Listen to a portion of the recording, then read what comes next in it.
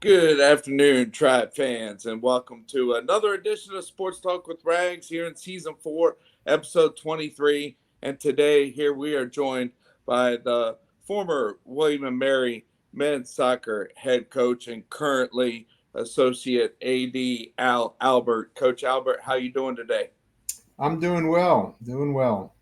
Hey, appreciate your time, and let's start at the beginning here with growing up. Was it all about soccer there in Baltimore, or did you play other sports growing up? So I had a little bit of an unusual background in that my parents had basically no interest in me doing athletics. We played a lot of ball, a lot of sandlot, softball, um, some tackle football, Right. some pickup basketball. But I actually came to William Mary at 16 Oh, as a student and had basically never played soccer. I got involved in soccer with Coach Joe Agee, who was my phys ed instructor in soccer and then became my coach when I played for 2 years. And then when I came back to school, I was actually coming from Baltimore. I had a little bit of experience with lacrosse. We were starting a lacrosse program. right. And the guy that I came back to support in lacrosse was also assigned soccer. He said, "Why don't you help me out since you're here?" I said, "Fine." And that was basically the beginning of my soccer coaching career. Yes, and let's see. So with getting a degree there from William and Mary and coaching, I mean definitely long time ties there to William and Mary. Yep, I've been here basically 58 of the last 59 years of my life, with 1 year back in Baltimore.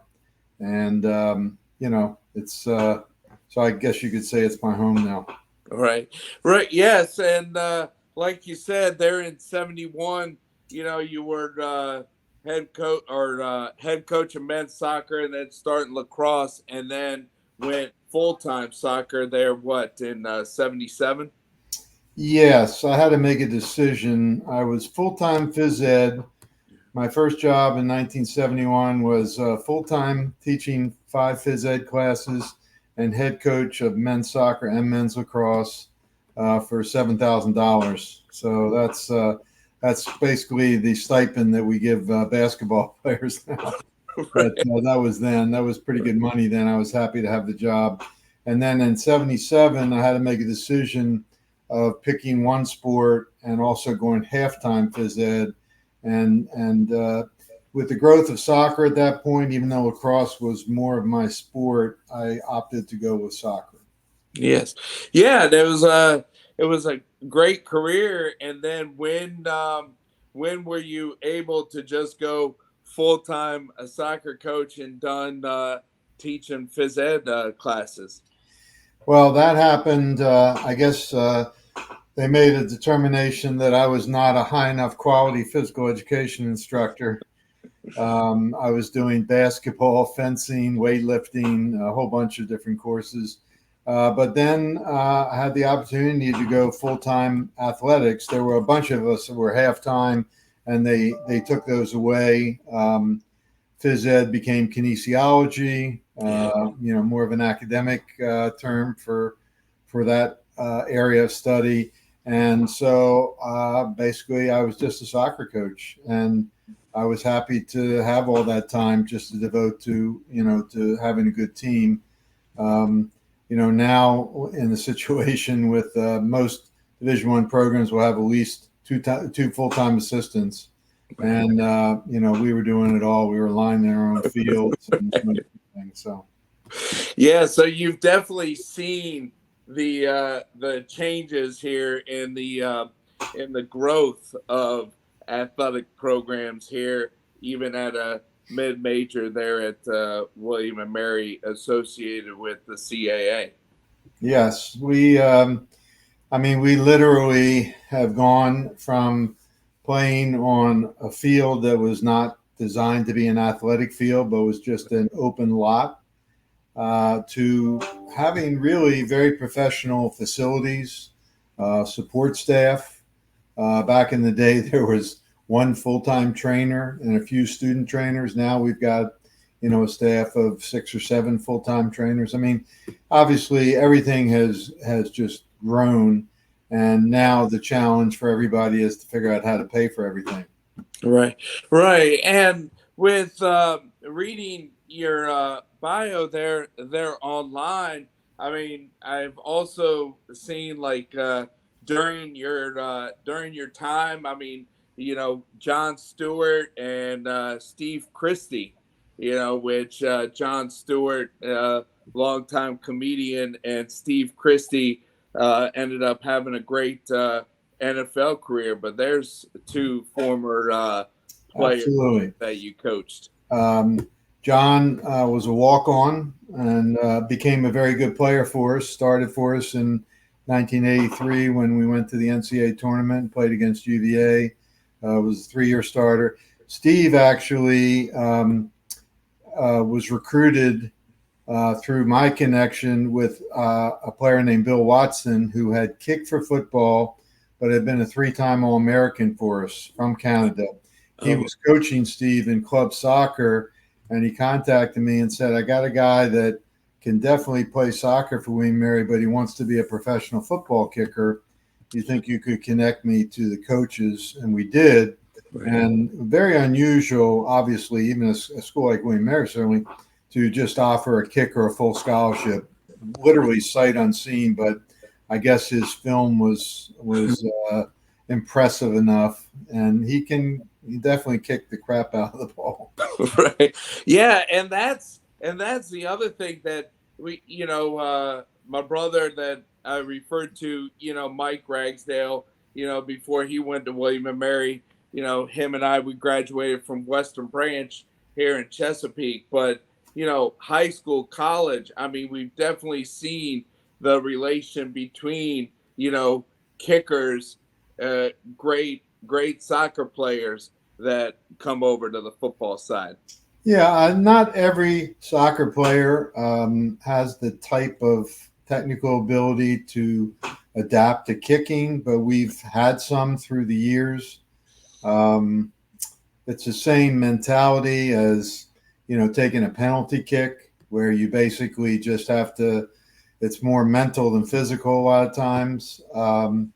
But, in terms of power, that separates a lot of guys. I mean, the guys that can consistently kick the ball out of the end zone are the same guys that you want generally to take your goal kicks, and put the other team back on their heels a little bit. Right. And, when you started, I mean, at William & Mary, that was even before the CAA, started. But then, when the CAA came together there in the mid 80s, I mean, you guys had great seasons there, 29 consecutive winning seasons, and 5 tournament titles, and also 5 regular season titles, and a handful of NCAA tournament appearances there for Tribe Soccer. Yeah, back then when we first started, everybody played everybody. I mean, there was no real delineation between Division 1, 2, and 3. Some of the best soccer teams in the state were Randolph-Macon, Lynchburg College, and we played them, and those were some of our toughest games. Then, basically in the mid-'70s, Division 1 came about, and the big schools like Virginia basically didn't want to share with the little schools. Right. And we continued to play them even into the 80s. But then when they started using the RPI to determine at-large bids, it really hurt you to play Division III teams. But we started out in the Southern Conference right away back in the 60s for all sports. And then in the 70s and early 80s, the ECAC South kind of became, when we got out of Southern Conference, and we didn't even know in the beginning we were in this thing. And all of a sudden we're told, well, you're going to be in a playoff with Delaware or somebody like that, And but then the CAA arose out of that, and that was a pretty good league, just like it was in basketball for a long time, and a great league for travel and rivalries. Now we're stretched out from Charleston to Boston, and it's difficult sometimes to even figure out what the real rivalries are. But things have definitely changed a lot. We were lucky though; we got in early on soccer. And we got a lot of really good players. We got a lot of good players from down in Tidewater. We fed off of the Kempsville High School state championships. Billy Owens, Steve Jolly, then Wade Barrett came because of them. And in the 90s, I mean, probably if I was a better coach, we might have won national championship in 1996. We really had a team that was capable. We lost in overtime at the Old Dominion Soccer Stadium in the quarterfinals to St. John's, and they went on to win the national championship. So, yeah, I see that, NCAA appearances, 83, 87, but then, while my brother was there, 92, 93, and then my sister, Michelle Ragsdale, she was there from 97 to 2000. And, you guys had a great run there of going to the NCAAs there from 95 to 2000. well, And then last one being 02. we struggled a little bit in the 80s. I mean, we first time in 80, then 83 and 87. Then we had a little drought.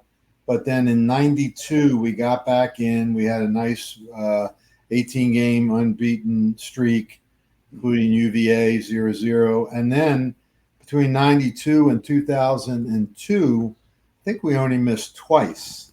Wow. Yeah. And so that was strong.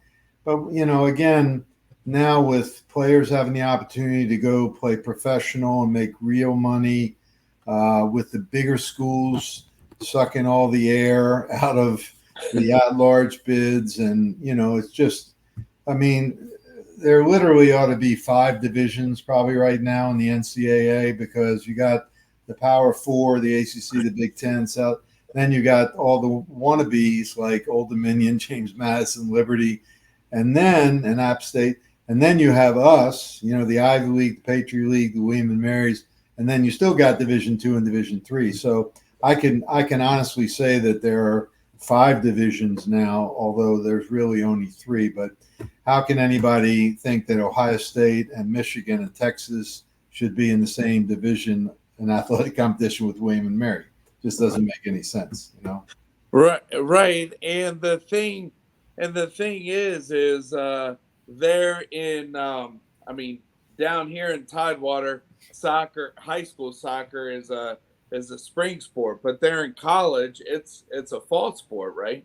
Correct. And we do have a non-traditional spring season for development, and we're allowed to compete on 5 different days. But basically, it is a fall sport and a very intense schedule. Now, there is a move from some of the top soccer schools to make soccer a split season sport, the way golf and tennis are, really, because it would be nice to have our championship in May instead of in December when it's freezing in a lot of places. Also, if you only had 1 game a week, there's a lot of advantages from a sports standpoint, but also from a student athlete standpoint to not, be traveling and have all the missed classes that you have during the intense fall season. So, right. And then let's see, when my brother and sister were there, wasn't the soccer field there behind William and Mary Hall? And now since 04 or 05, yes, the soccer field's there behind Paul Mary Park, right?